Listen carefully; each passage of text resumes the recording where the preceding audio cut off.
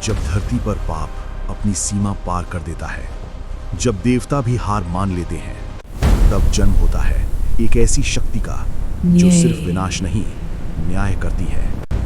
वो शक्ति थी मां काली। बहुत समय पहले असुर रक्त बीज ने तीनों लोकों में आतंक मचा दिया था। उसकी एक भयानक शक्ति थी। उसके खून की हर बूंद जमीन पर गिरती तो वहां एक नया रक्त बीज पैदा हो जाता। देवता घबरा गए। इंद्र, वरुण, अग्नि सब हार गए।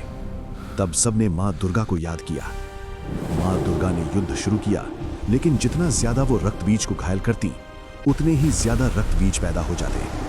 युद्ध भयानक हो चुका था। तब मां दुर्गा के क्रोध से एक भयानक तेज निकला। उस तेज से जन्म हुआ मां काली का। काली वर्ण, खुले हुए केश, गले में मुंडों की माला, आंखों में अग्नि। वो सिर्फ रूप नहीं था, वो प्रकृति का क्रोध था। मां काली ने युद्ध भूमि में कदम रखा, और फिर जब भी मां काली ने रक्त बीज को घायल किया, वो उसका सारा खून जमीन पर गिरने से पहले अपनी जीभ से पी जाती थी। एक बूंद भी जमीन पर नहीं गिरने दी, और धीरे धीरे रक्त बीज का अंत हो गया। लेकिन युद्ध का क्रोध इतना भयानक था कि मां काली का रूप और भी प्रचंड हो गया। वो सब कुछ विनाश करने लगी। देवता डर गए। तब भगवान शिव ने एक कदम उठाया। वो मां काली के सामने जमीन पर लेट गए।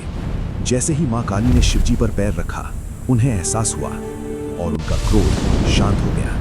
उनकी जीभ बाहर निकल आई। ये शर्म और संवेदना का प्रतीक था।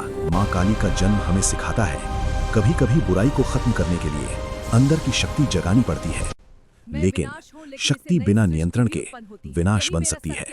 इसलिए अपने अंदर की काली को जगाओ, पर उसे धर्म के रास्ते पर रखो, क्योंकि जहां अन्याय बढ़ता है, वहां शक्ति का जन्म जरूर होता है। जय मां काली।